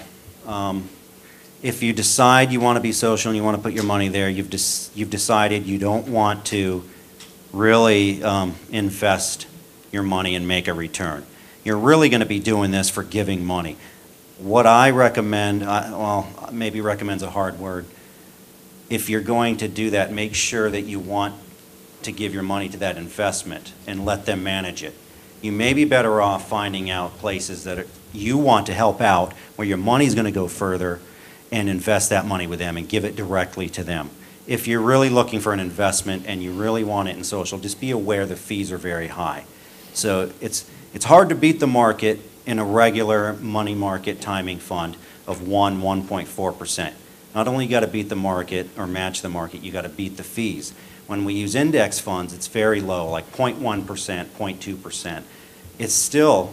It can be difficult, but there's fees, but they're not as difficult. With social responsible, you're looking at 2 to 3%. Some that I've seen recently as high as 5% fees. So you really want to be aware.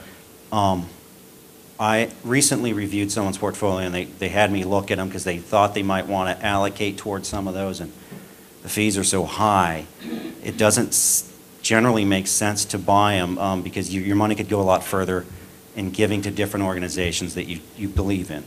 So in other words, if you feel very strongly about this and you're willing to spend some money to do it, you can invest in a socially responsible way, but it's going to cost you money. Yeah. A different way to think about it is if you invest wisely, so in a broadly diversified portfolio, then you'll make more money with that portfolio, and you can take that extra money and you can target the charities that you want. So you can use the money that you make and have a direct impact on those charities. So 2 ways to approach it. Yeah, and someone asked me up here what funds we use. We use a Vanguard. We use iShares. Our main staple when we manage your money, we use a company called Dimensional Fund Advisors. That was I was wondering if you used that. DFA. They're a competitor to Vanguard, but they have very different rules when it comes to investing. A Vanguard fund has to buy what's in the S&P. They have to buy it as soon as it gets in. DFA has a different set of rules that they're able to follow, and they're able to do it scientifically, and they're based on the efficient market hypothesis, which is basically what we believe in, what AIER has looked back to the market, and they're very staunch about you have to get approved to be able to buy these funds, and you can only buy them if certain advisors are approved. You can't buy them yourself. So yeah, that's exactly, and they've done very well. We've just done a few studies, and they're in the range of outdoing Vanguard, anywhere from 0.6% to 1.5%, depending on how long you've held them, when you bought them. Which brings me to one quick thing I want to say. When you're investing your money and you're thinking about performance and you're looking at your performance, try not to focus so much on performance as allocation, first of all. But be careful, because it really depends on when you get in. If you feel you have a good plan and you have a good structure and the fees are low and you're not doing so well over the last 2-3 years, just be patient. You're doing the right thing, okay? People tend to look at performance short term, 3 months, 6 months, a year. Oh, I got to change something. Something's not right. So just be careful with that. And once you're into a prudent strategy, you got to follow it. You can't look at 1, 2 years and then try to bail on it. What about now? Right now, the market's the highest it's been in quite a while. Yeah, it's tough, even for us. We don't sit around and watch the market, and we tell people that. I do watch the market. I'm just like anyone else, and it's tough. You see the market up, you do get that feeling, boy, I want to sell, man. I've got to sell. How much do you sell? What do you sell? This is the kind of thing I've been alluding to, where investors may be with a broker who doesn't really have a plan. This is where that 10% to bonds or 40% to bonds. If you got 50% in bonds and you're supposed to be at 40, of course, you need to sell 10% of that. And you need to put it in something like, say, emerging markets didn't do well. You need to buy 10% or whatever to bring that back up. That's very tough to do for a lot of people. They take it out, they put their cash in, and they're like, I won. Well, they've only won for a minute. Yeah, that's basically what we're doing. Yeah, so when you're looking at stocks and equities, you're not looking at the absolute value of that. So you say, oh, the stock market is up above where it was. You're really looking at relative value to other asset classes, and you're looking at the price-earnings ratio. So measures of value in a stock. So when you look at those measures of value, what you see is that the equities, while the prices are high, are not really high as compared to other asset classes. So one of the things it highlights is that you really need to not think about the news, what's in the news. You need to form your plan and stick to your plan, rebalance your portfolio periodically, and stay with it through these cycles. You just trust it. Like I've said before, don't get married to stocks. People buy stocks for a reason, hopefully. Why, and if you're thinking of selling it, why'd you buy it in the first place? Would you buy it today? There's so many things you got to figure out. And if you're in a low-cost plan, in prudent structure, you have a plan. It's very easy to continue that. If you don't have a plan, you're going to be all over the place. It's hard to decide. There's so many decisions that got to be made. It's very difficult out there. Ultimately, you're going to underperform. I'm just creating some portfolios and creating some presentations for some people and looking at bonds alone. You go out there and try to buy your own bonds. Professionals, just there's a slide like this from the same person, DFA, Dimensional Fund. 94, 98% of bonds, people that buy a timing bond fund are buying their own, underperform the index 98% of the time. And treasuries 96% of the time. So even these professionals can't pick bonds and beat the bond market. I mean, you think, wow, how hard is it to do that? So you think about equities, it's got to be really tough. And you get into the 80% generally, 70 to 80%. Most market timing funds are underperforming the market, the index. So is it worth paying 3% to someone who's underperforming most of the time? Or is it better off trying to get that elusive market return? And that's what we do, and that's what we're kind of talking about, is trying to get that elusive market return. We don't try to get you 12%, 15, 20 when the market's going up. You're going to get the return when the market goes up, and you're going to balance out over time. Depending on your risk, you may lose more in the short period than the market, depending on your risk. So be aware and be ready. If you're very aggressive, you could very well be down 8% when the market's only down 4%. But if that's your strategy and you're willing and you've got the wherewithal to do that, in the long term it may pay off if that's your strategy for a while, and you may want to rebalance and retake a look at that risk every year, every other year. So a lot to be aware of. We have like 20 more minutes, and so I just want to make sure we cover a couple of different areas. And so, Kelly, will you, one of the things that we noticed about our group is that we have a lot of small business owners and entrepreneurs.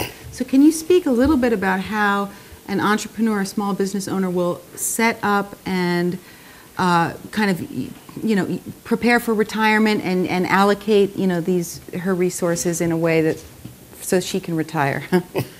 I'm the wrong person to ask about that. When you're setting up your small business, at the end of the day, it's all about cash flow.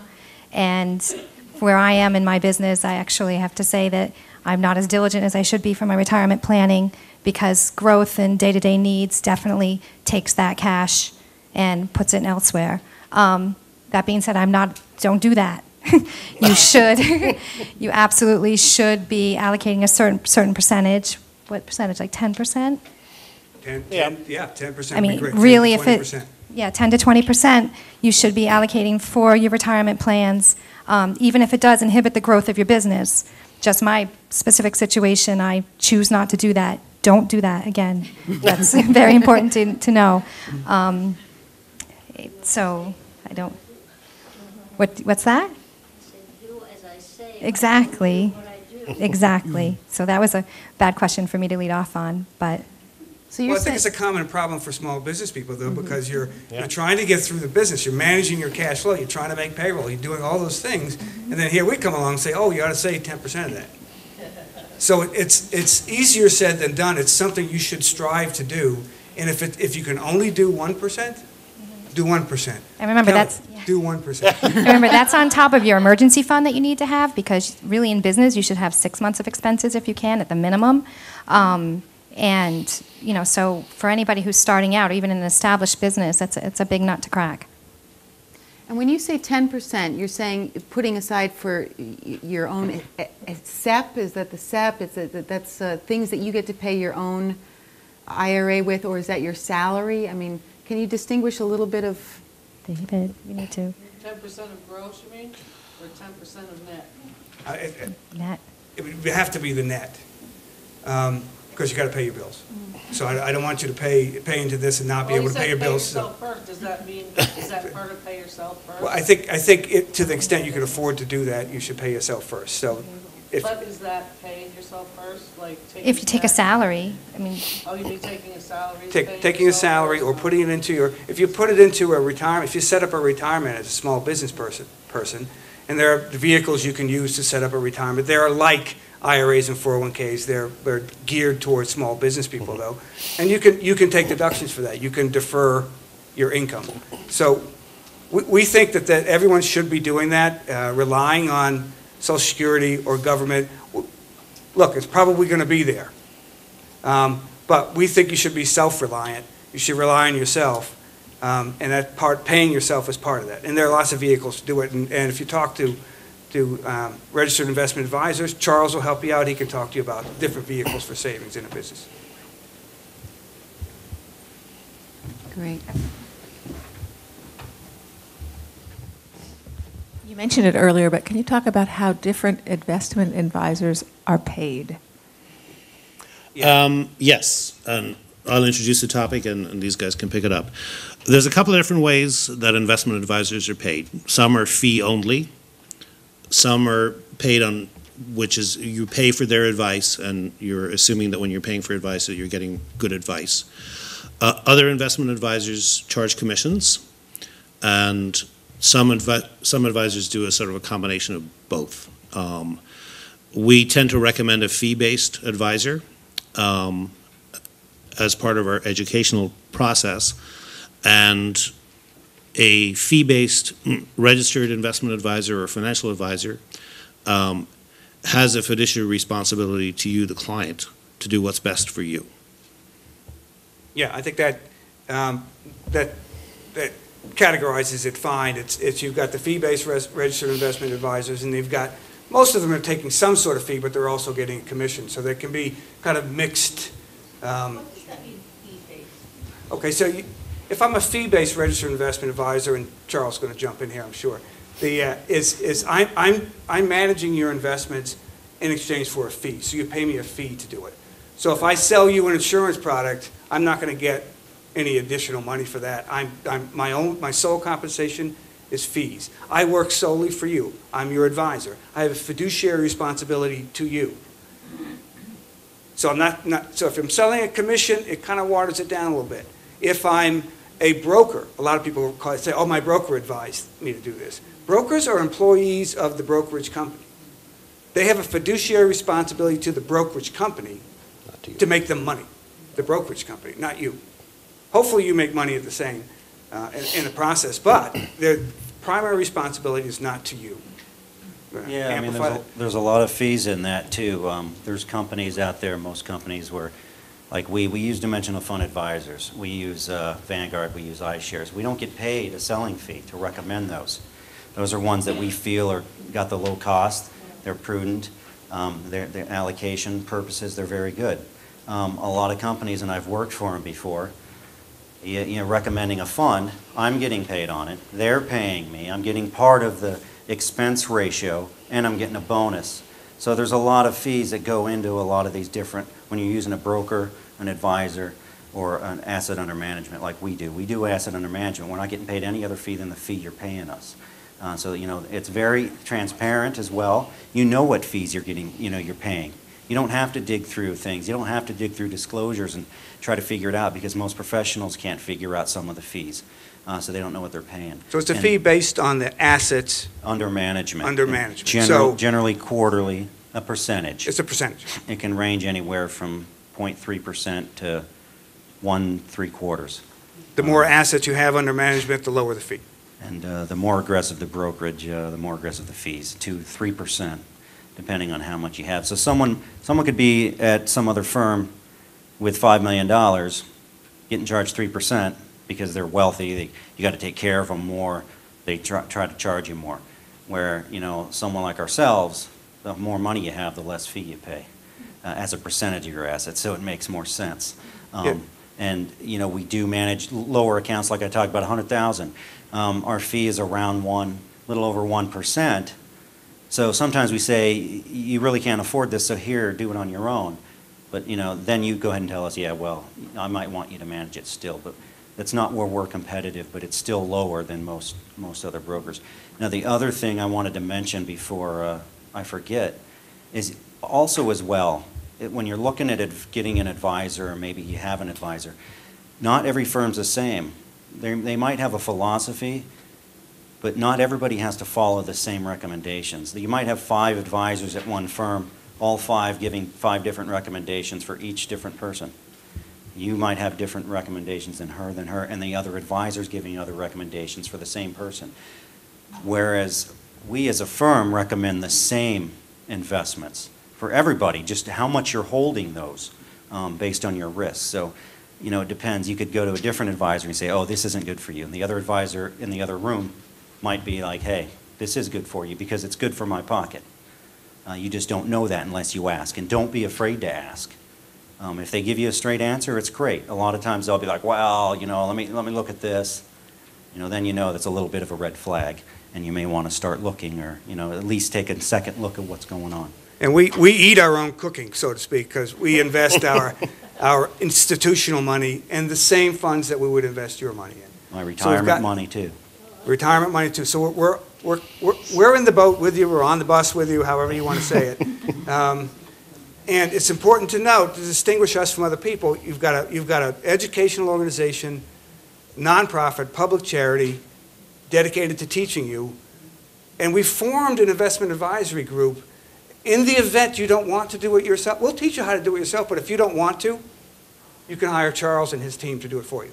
And we'll do it at a very low cost. We're not in this, we're in there for a profit, but we're not really. It's really, the reason we went into this business is to do it for you, for those of you who don't want to do it. I've given people 5 free appraisals. They still never became a client, and I was just happy to let him know what the fees he was paying, how risky he was, where he might do better, even if he wanted to buy market timing funds. I'm not going to tell him, here's some better funds in that area or nothing, but I'm going to tell him, here's where you're taking too much risk. Here, you may want to lower this, you may want to increase your cash, that kind of thing. So, like I say, any questions or, we're not here to sell anything.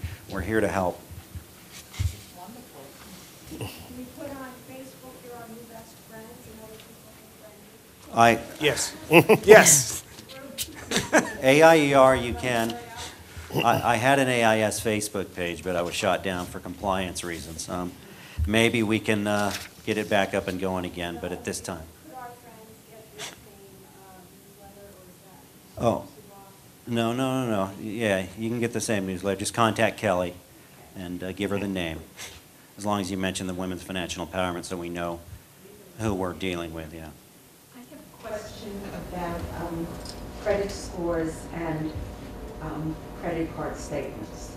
Essentially, when I got my credit card score, it turned out that about 5 years ago, there was a credit card statement that was paid late. When I got the statements from the credit card company, essentially it was a late fee that then snowballed over 3 months. Like a $10 fee that gave, apparently has a big effect on my credit score. What can I do about it? Is it writing a letter? You can write a letter to the credit card company. You can also write letters of explanation to the credit authorities, the reporting authorities. It's all in that book there. We had the same experience, my wife and I, my lovely wife sitting here. We had the same. It was my fault. Well, it's nice to finally meet you. It was my fault. But we had the same thing. It was a late payment fee that just kept rolling, and we couldn't catch up with it. And we recently applied for. Yeah, so we couldn't catch up with any of it. We just recently applied for a loan, and that's when we discovered it was there. It came up, and it affected our credit rating. So what we did was we went to the credit card company. In this case, it was Macy's, and we said, "Hey, what are you doing? We're a good customer. We've always paid on time. You're affecting our credit rating by doing this." And I didn't do this. Marilyn did this. And they came back and said, "You know what? You're right. We're going to write." So Macy's wrote a letter to all the credit agencies and said, "Our mistake. Take this off of their credit rating," which is really it was an ideal situation. So kudos to Macy's. Yeah, it sounds like an easy one. I've heard a lot of nightmares where it's tough to get off, but I don't know if you've closed that account. It has been closed, Okay, so it may be tougher to get it expunged, but yeah, definitely do it. It's easier to use your wife in an example if she's not in the room. Right. Or husband, I suppose. And also, if you do write to that company, they by law have 30 days to respond. And if they don't respond to the credit agency in 30 days, the agency takes it off. So I can write to the credit card company and the 3 Yes. credit agencies. Explain the situation, and then if they do respond, you have the legal right to have a response right there on your credit report. So I just want to jump in for a second to take a couple minutes to talk about one point that Declan and I had been talking on a radio show, and we'll send you that link to that radio show with Serene. And it has to do with your point about there's 2 ways to make money. You can earn more or you can save more. And so I just wanted to share a couple of little facts about women and savings, just to leave that with us as an inspirational guide, because I think that this is a very big question right now. And we are dealing with a super uber consumer culture pressure right now. We are in an enormous advertising frenzy, and there's a lot of pressure. And interestingly, at one of the presentations that we had here, a presenter was informing us that women actually facilitate about 80% of money. It comes through because we're householders, because we tend to primarily raise children. We're actually managing about 80% of the money. So the pressure that markets put, especially on us, to need to do all the schmancy stuff and spend that extra and the bag and then this, is very high intensity. And that really started in the 50s. And the older generations did not have this kind of a consumer-driven society that they had to feel very pressured by. They also had much smaller monthly expenses. There was a mortgage and groceries. There wasn't your cell phone and your iPhone and your internet and your, we can just list all the factors that are required almost for us to live month to month. So it becomes a very interesting endeavor to start to save. And there's this sense that we have, that a lot of us experience, that when you're saving and you're not spending, that you're creating a deprivation. You're depriving, but I should spoil myself, but I deserve it, but I want to indulge. And I think that we've had, and David even said it wonderfully at one point, that when you look at how you're using that money, is it a temporary fix? Is this handbag really going to do something for me, or am I investing in my life and the longevity I see for my life and the potential and the time that I'd like to have in my life? And for us to start reconfiguring and redefining what saving means. And it was interesting because on the radio show with Declan, we were talking about, or I was saying that, we're a complex culture and we're a complex society, and one of the things that we're up against is a problem with waste and a problem with overproduction, and almost in a very, I'll use the word holistic, sense that we can see that to even resolve our kind of planetary crisis around sustainability also is an invitation to come into a simpler thing, not needing so much stuff, and to actually start to see that our money it can be used for a different kind of value. We don't need so much stuff. We want to declutter. You watch Oprah, all the shows are about decluttering. We have so much stuff, we don't know what to do with it. What do we actually want to value in our lives? The time that we take, the food that we can create with the family and friends, these kind of things. And it was funny because Declan talks about it as a habit of a savings. And I know I've done it sometimes where I've begun that saving and it grows. You start to, ooh, that's so fantastic to see that pile of money growing, knowing that there's going to be something that can be invested versus kind of filling that need, that the current, Declan calls it needs versus wants, right?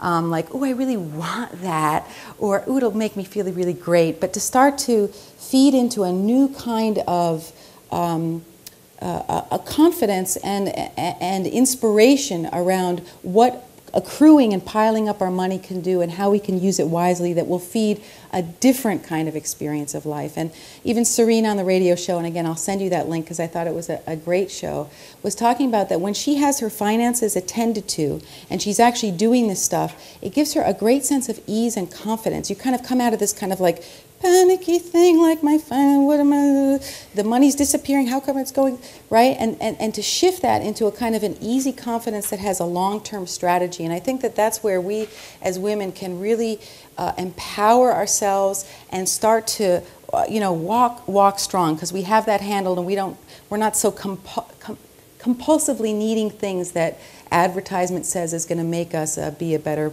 more fantastic woman. And I know that we as older women have a lot more savvy and strength and confidence around that, and our younger women, our teens, and they are really being bombarded right now. But so there's my little spiel on saving.